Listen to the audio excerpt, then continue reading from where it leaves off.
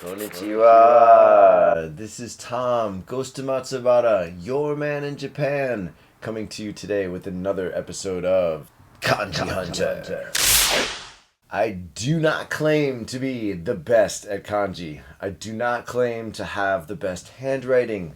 I do this because I think Japanese kanji is fun, and I have a couple of English speakers who are learning Japanese, and I'm trying to encourage them to play with the Japanese language and find fun ways to remember and practice kanji. So, here we are. Today's kanji was requested in the comments on YouTube by Sui Cohen.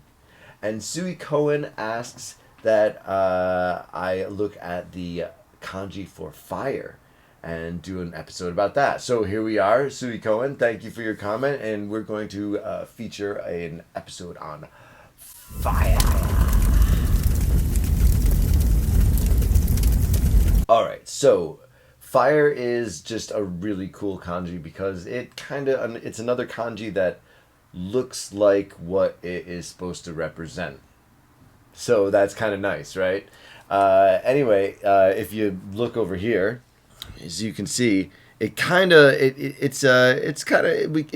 looks like person there in the middle, and then a couple little like almost arms sticking off of the person, like a kind of, I don't know. What would you look like if someone threw you in a fire, I guess? I don't know. That's one way to think about it. I'm sure there's skeptics, but that is one way to think about it. To draw this, it's really easy, okay? But it's a little counterintuitive, perhaps. Anyway, you start with this, and then you go out here, and then you got this in the middle. And that's how you draw ka, or he, or fire, all right? And you see this in things like kayobi or kaji. Okay, I got another example here. Check it out.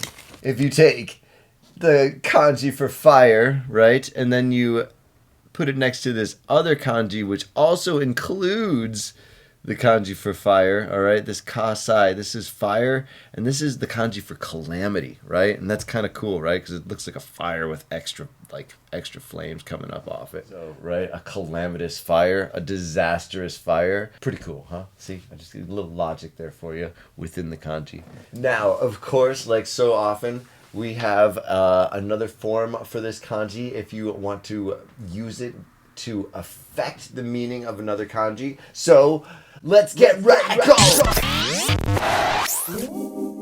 The kanji that I really like that incorporates fire is this one. And this is the kanji for roast.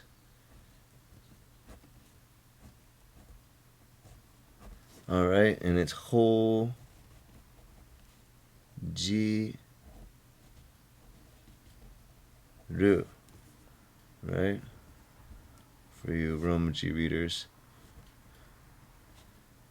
hojiru, and it means to roast.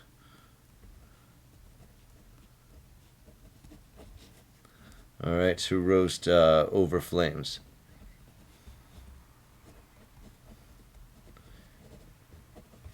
So to roast over flames, right?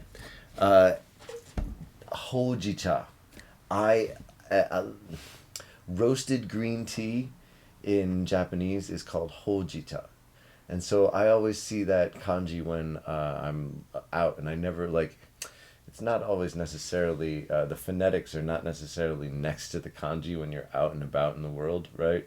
So sometimes you either know how to pronounce it or you don't. And so a lot of times I'm walking around and I'll see kanji, or I don't necessarily know how to pronounce, but I know what it means, right? Hojicha is one of those, right? And so I realized it as when putting together this video. I'm like, oh, all right, no, of course, naruhodo. Hojicha, right? It's called hojicha, right? It's roasted green tea, hojicha. I hope you enjoyed this episode. I enjoyed this episode. The idea for doing a spotlight on the kanji for fire, that was a great idea. So, Sui Cohen, thank you very much for the idea. Anyone else, if you've got an idea, send me a message either here on YouTube in the comments, or you can get me on Twitter and Instagram at Kanji_Hunter. Or you can send me an email, tomsenseinu@gmail.com. And I'd love to hear any of your ideas. Alright, so until then, matane.